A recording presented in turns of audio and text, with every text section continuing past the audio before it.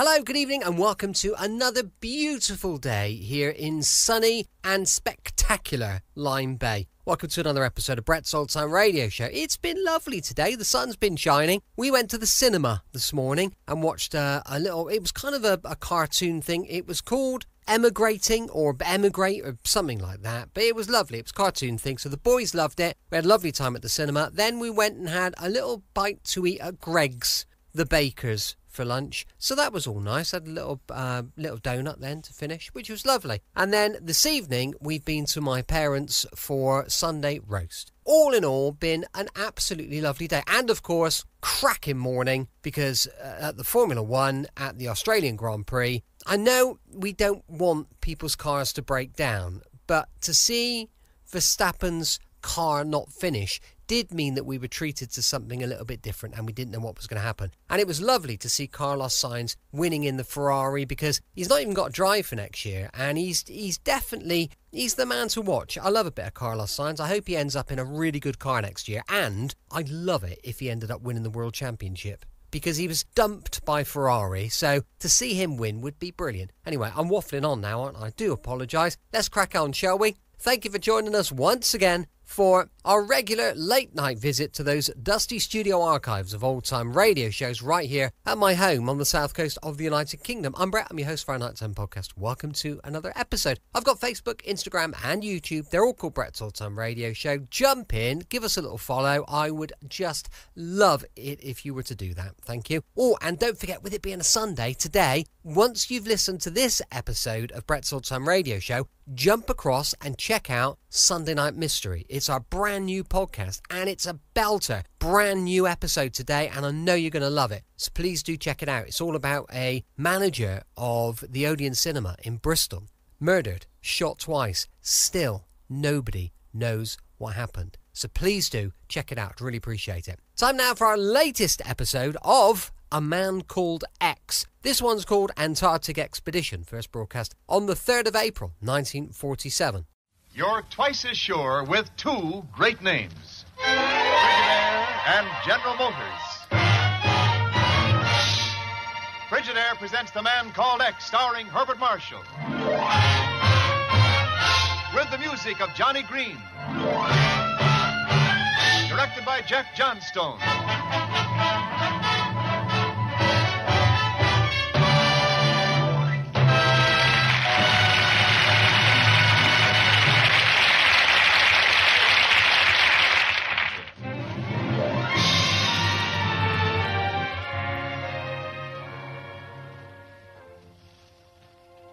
And now Frigidaire presents Herbert Marshall as The Man Called X, international troubleshooter who flies the ocean at the drop of a hat, who charms the ladies, but is death on crooks. Herbert Marshall as The Man Called X.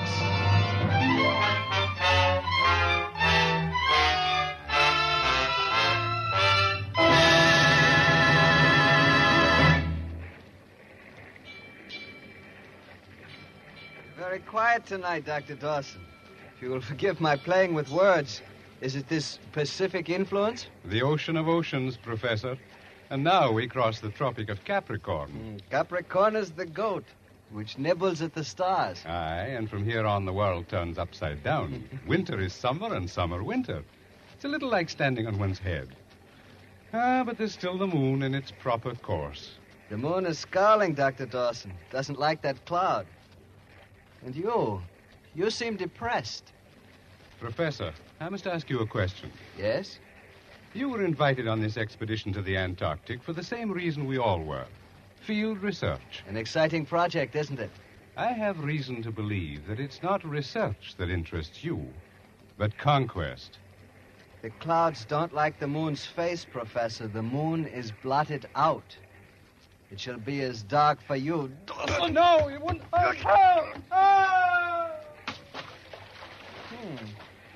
Well, man overboard. Man overboard!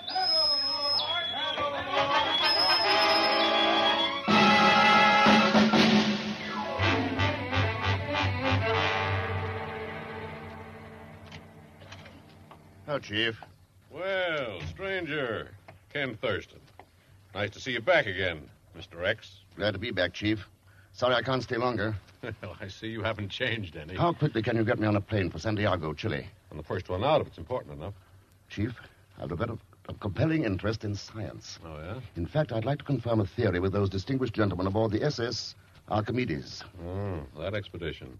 Since when have you become interested in meteorology? Since Dr. Stuart Dawson of the University of Edinburgh was, lost at sea. I read that report. Dawson was a geologist, wasn't he? He was also one of the world's leading authorities on uranium deposits. Uh-oh. That make it important enough? Important? At the moment, I can't think of anything more important to us. Ellis, get passage on the first plane out for South America for Ken Thurston. Where are you going to pick him up, Ken? The Archimedes has put in at Valparaiso to take on supplies.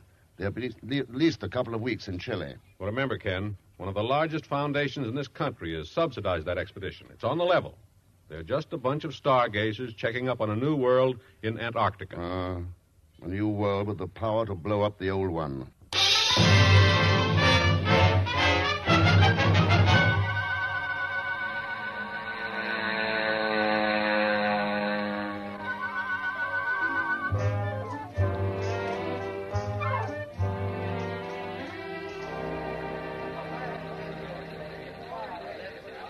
Flight number 38 for Lima, now leaving from ramp 6.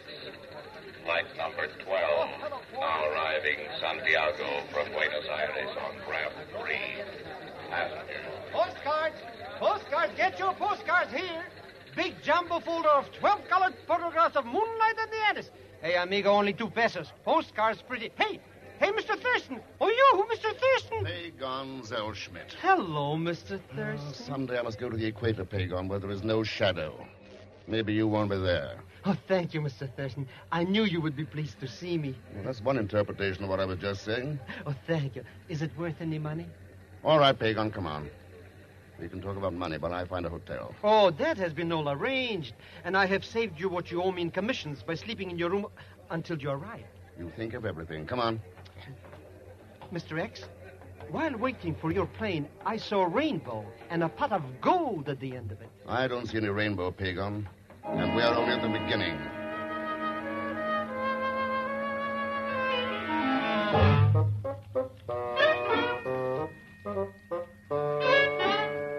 You see, Mr. X, it's as plain as mud. Those scientific professors are really looking for gold. Of course, they've taken you into their confidence, Pagon. Well, the waterfront at Valparaiso is full of gossips. And some friends of mine, riffraff, but strictly high class, are working on their ship. So you've taken advantage of your international subterranean connections. Well, Mr. Thurston... Okay, what have you really found out, Pagon? Well, I wanted to speak to you about that, Mr. X. You see, I followed the professors from the harbor to their hotel in Santiago. But when I presented my credentials, the door was slammed in my foot. Unbelievers. Oh, don't worry. I have other plans. You see, a fancy reception for them is being given tomorrow night by a rich old woman, the Senora Margarita Avila. Avila? Well, that must be the wife of Professor Avila. Someone I should know? A lot of money. Oh, go on. Very successful scientist. Yes, he interests me. Too late, Pagon. He died 5 years ago. Oh. But the old lady still has the money. Now, there is something I could work on. Pagon, would you like to do me a favor? Mr. X, your slightest command is my wish. Good. Then, let me work on it.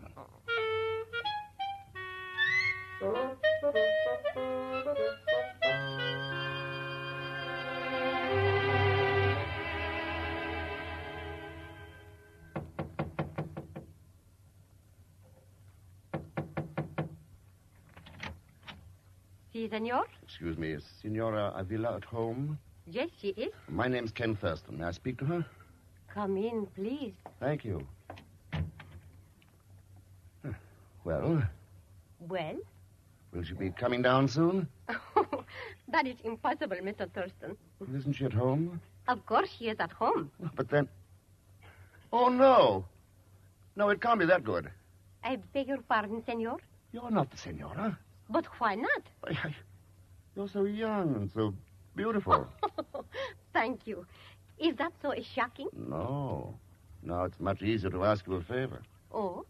You're entertaining the distinguished members of the Archimedes expedition tomorrow evening? Yes. I'd like to meet them. You see, I'm a kind of a footloose correspondent. Correspondent? I don't like the conventional interviews.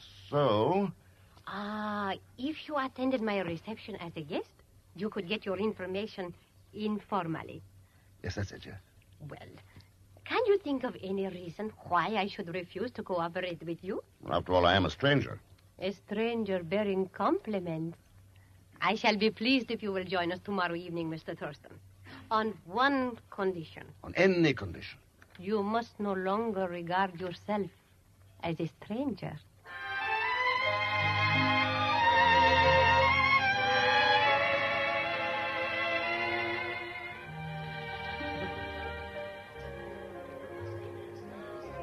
Of course, Mr. Thurston, the vast majority of laymen think of the Antarctic as a wasteland, of no consequence whatever. But, Dr. Florio, haven't a lot of people read of Admiral Byrd's discoveries? Oh, yes, indeed, but to them it's merely an adventure story. They have no idea of the vast resources of this immense continent. I've heard rumors about gold. Mr. Thurston, I'm not speaking of material wealth, though, of course, there must be an abundance of that. Oh, yes, yeah. No, I'm referring to the fuller knowledge of the nature of our two poles. I understand that clearly. Sir, with the controls that we'll eventually establish, we shall at last have nature on our side. A very pleasant prospect, Dr. Florio. Oh. Even though it would put us all out of business. Professor Sador, you met this young fellow Thurston? How do you do, Mr. Thurston? Senora Avila has mentioned you. Yes, I've just been explaining to Thurston here about the real implications of our expedition. Implications, Dr. Florio? I thought everything was out in the open. We haven't any secrets. Or have we? Well, whatever secrets we have, Professor, represent the failures in our search for truth. Now, Thurston, Mr. in your Thurston, articles if Dr. Florio can spare you for a few moments, our hostess would like to speak to you. Oh, yes, of course. But I will see you later, Thurston. Yes, of course. Thurston, how can such a windbag have room left for an idea in his head? He knows his physics, though, doesn't he? Oh, yes. Yes, that's the trouble. He knows so much in his field that he hasn't the slightest notion of what goes on outside. Judging from his eloquence, he's trying awfully hard to make contact. Well, when you get tired of Florio, try Gallagher. Uh-huh. He never says a word. Very relaxing on a voyage. Your voyage didn't have a very auspicious beginning, did it, Professor Sador? You mean Dr. Dawson's death? Uh-huh. You know, I wonder why he ever sailed with us. Well, didn't the Foundation select him? Yes, of course, but Dawson didn't have to get on the Archimedes to take that way out. Suicide? Thurston, he was at the end of his rope. Tried to run away from a domestic situation and found out he couldn't run away from himself. Scientists can be fallible, too. Very. Well, here we are. Senora Avila. Oh, thank you, senor. Mr. Thurston, there is someone here asking for you, Professor Zellschmidt. Zellschmidt? Yes, he calls himself a Lepidopterist pluribus. Oh, that's Zellschmidt. Looking for butterflies in Santiago? Oh, you never know about a Zellschmidt. He can look for anything, anywhere. Oh, well, since you know him, then it's all right. You've let him in? Oh, he left me no choice. Shall we find him? Senora, if Professor Sador will excuse us, I'd much rather dance. Senora Avila. Yes, Mr. Thurston. At least while we're dancing, may I call you Margarita? Have I refused any of your requests so far, Ken? I'm indebted to you. Have you found what you were looking for? Much more than I was looking for. Oh? Ken, would you mind? It's rather warm, and my garden is lovely by moonlight. I'd love to see it. I meant you to.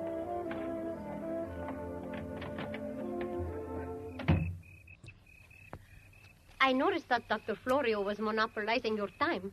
But after all, he is the head of the expedition. He expressed his opinions very freely to me. Yes, I know what you mean. Did you find Professor Sador interesting?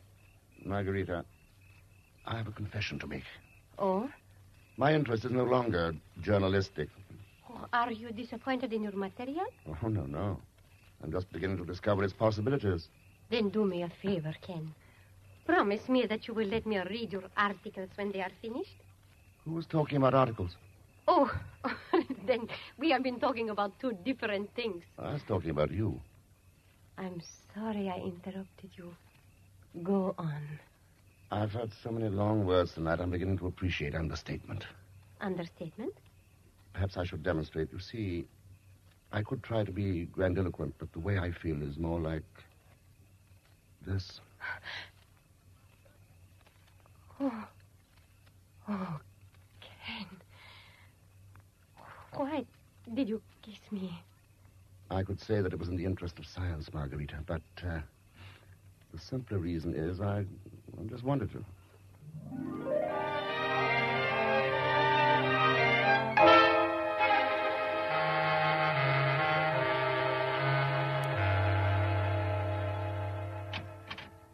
Margarita. See? Your party was a great success. Thank you, Sedor.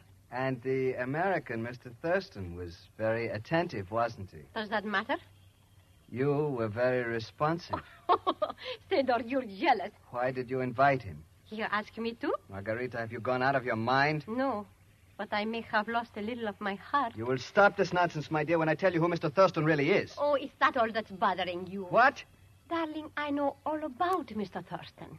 He is handsome, he's gallant, he's intelligent. And here's the man called X. Good night.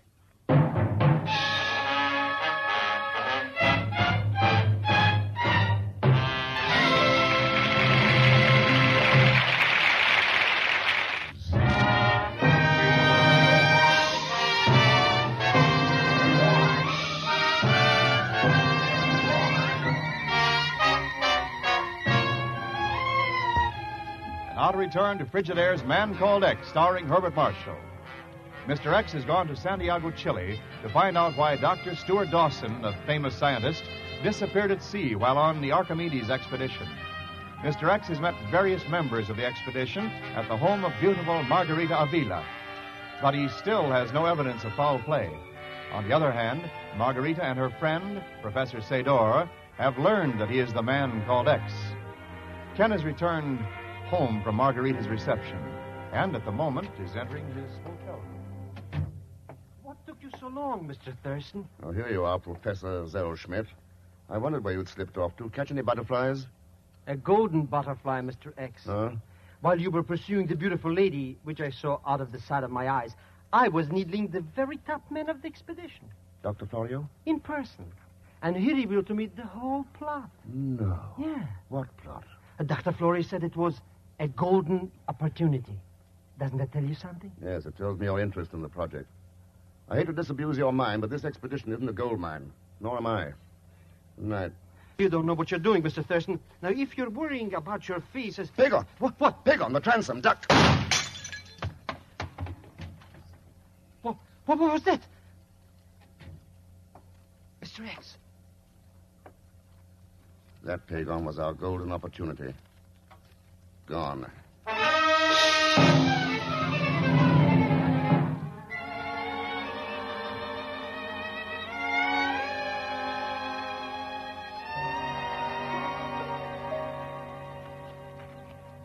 It is no longer as fashionable to promenade in Santiago as it used to be. But, Ken, I did want you to see Park Forrestal. Lovely, Margarita. Practically in the center of the city, but you feel as though you were miles away. Isn't that what parks are for? To get away? Margarita, your reception for the scientists, are you really interested, or is it your devotion to the memory of your husband? Both, Ken. That was why I married my husband. Oh, not for science alone. Do you see, a woman is denied the adventurous life. She must live vicariously by keeping in contact with people who find adventure. Adventure in laboratories? Laboratories can lead to expeditions. Oh, why were you not honest with me, Mr. X? Oh? Where did that come from? Your butterfly professor offers all kinds of bargains. You'd think Pagan was a publicity agent of mine. If you'll be frank with me now, maybe I can help you. Just what are you looking for? A reason for murder, and probably something even more important. Murder? Why would a man, worrying about family difficulties, commit suicide somewhere in the Pacific Ocean when he had no family? You are speaking of poor Dr. Dawson. Did you know him? No, but I cannot believe it. This learned gentleman on the Archimedes, why would they want to get rid of him? That, Margarita, is what is even more important.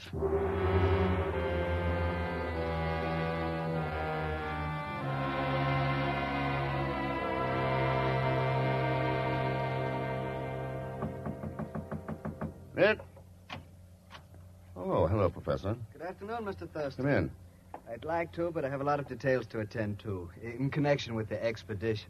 But you wanted to see me? That is one of the more important details. Oh.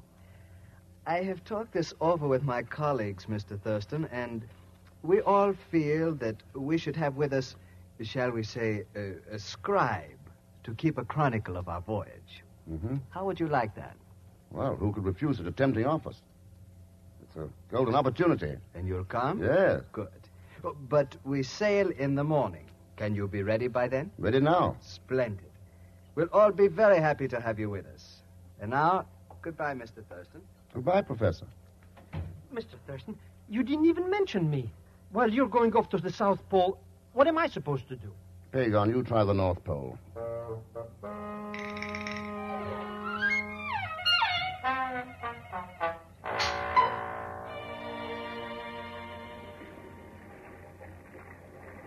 Evening, Dr. Florio. Oh, hello, Thurston. You still up? Nice out on deck tonight. A bit cold. Have you seen Dr. Gillihew? He went inside with Professor Capstaff. Oh, I should think about 15 minutes ago. Well, I think I'll turn in, too. By the way, Thurston, glad to have you with us. Any assistance I can give you to authenticate your notations, just call on me. Thanks, Doctor. Good night. Good night. Oh, Mr. Thurston. So you didn't take my advice, Pagan. Stowaway? I should have thought of that.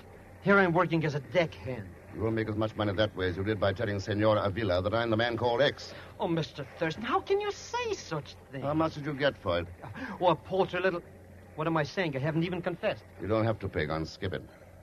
Oh, maybe it's just as well, because now you can do something for me at my price.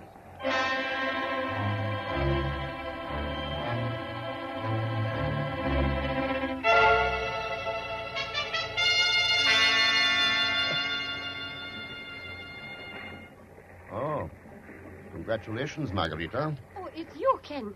I was going to surprise you at the captain's table in the morning. So now it's no more vicarious living for you. It's real adventure, is that it? Why not? Why should I stay at home and dream? This trip may not be a picnic, Margarita. I know. But after all, I suggested you to Sedor. I got you into this, Ken. Oh? So I want to share it with you. Don't you think adventure and romance should go together? Well, it's much more pleasant that way. It'll make a long voyage shorter. Much shorter. Oh, do you mind if I go in now? I'm not used to the sea air. I'll take you to your cabin. Oh, don't bother. Just kiss me good night, Ken. Margarita. Oh, now I shall sleep well. Good night, darling. Good night. Still up, Thurston? Hello, Sailor. Mind if I join you? Not a bit. Have you begun the log of our voyage yet? I don't know quite how to start. Why not begin with our leaving Valparaiso? That would be the easy way. But I have a feeling the story really begins with Dr. Dawson's death. That still bothers you, doesn't it, Thurston? Doesn't it bother you? What do you mean by that? Dr. Dawson must have bothered you. He knew so much about uranium. So? Almost as much as you do, Professor Sador.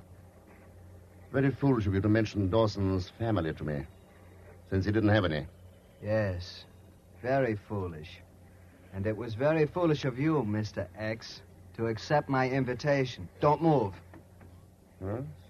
You didn't shoot Dawson. I didn't think that was your method. It isn't. This is... Goodbye, Mr. X. You have to do it that way, Sedor. You didn't offer any other suggestions, my dear Margarita? No. No. I saw that farewell scene of yours. Very touching. Well, it's done. There is only one thing, Sedor. It was too easy.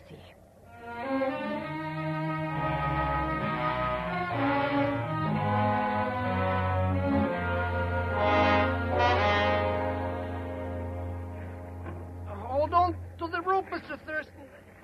You're so heavy to pull up. Like pulling up a whale. There.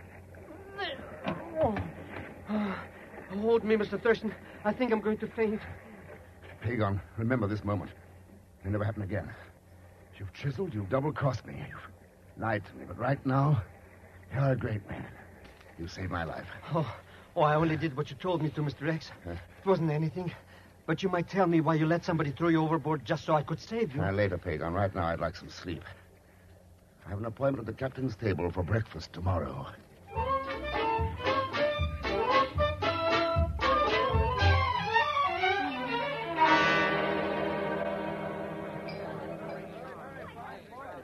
Incidentally, where's Mr. Thurston this morning? I haven't seen him, Dr. Florio. Perhaps he hasn't got his sea legs yet. Oh, nonsense, Sador. I saw him walking the deck last night. Wasn't having any trouble then. I saw him too. He seemed to be enjoying himself. Well, if he's sleeping, let him sleep. Now, what was I saying anyway, Gallagher? Good morning, Margarita. Gentlemen. What? Who was talking about me? Ken. Morning. Aren't you going to wish me good morning, Professor Sador? After all, as you reminded me last night, you invited me on this voyage. It's fine. Why? What? What's happened here? Dr. Florio and gentlemen, forgive me for being late for breakfast, but you see, I overslept. I had a swim last night. Swim? Swim? What in the name It of... wasn't my idea, Dr. Florio. Professor Sador's. If Dr. Dawson were here, I'm sure he, too, could tell you about going for a long swim in the Pacific. A swim with no end for him.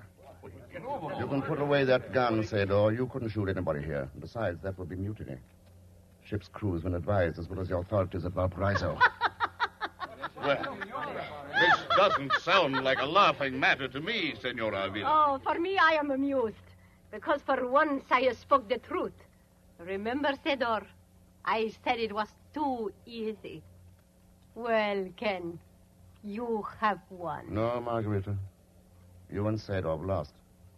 Gentlemen, I think it would be best for the good name of the profession you serve that this particular incident of your expedition be not included in our chronicle. Professor Sador and his friend, who finds it so amusing, were planning to use you for their own purposes. They were playing high stakes, almost the highest. Uranium. But as you see, they had too many cards stacked against them. Coffee. Well, perhaps a good cup of coffee will brighten this day on the cruise of the SS Archimedes.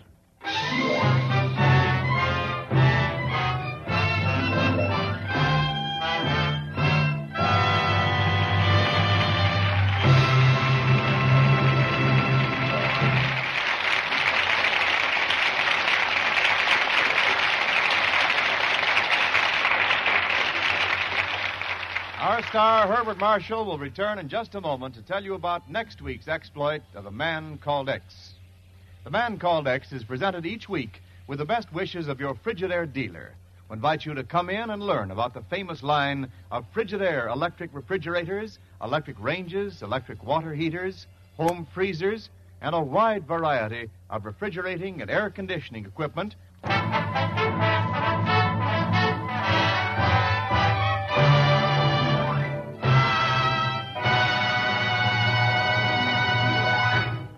Now, Frigidaire star Herbert Marshall. Next week, a chase to Central America after a notorious racketeer who talks best with a .38 automatic. And with him is his all too beautiful daughter. I promise you plenty of thrills and suspense. As usual, Leon Velasco will be with us as Pagon Zellschmidt. So join us, won't you, when next I return as the Man Called X. Good night.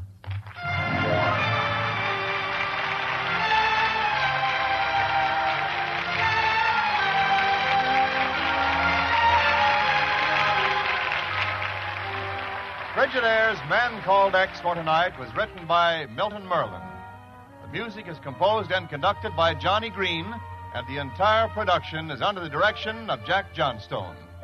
And so until next week, same time, same station, this is Wendell Niles speaking for Frigidaire, made only by General Motors. All characters and incidents used on this program are fictitious. Any resemblance to actual persons or incidents is purely coincidental. This is CBS, the Columbia Broadcasting System.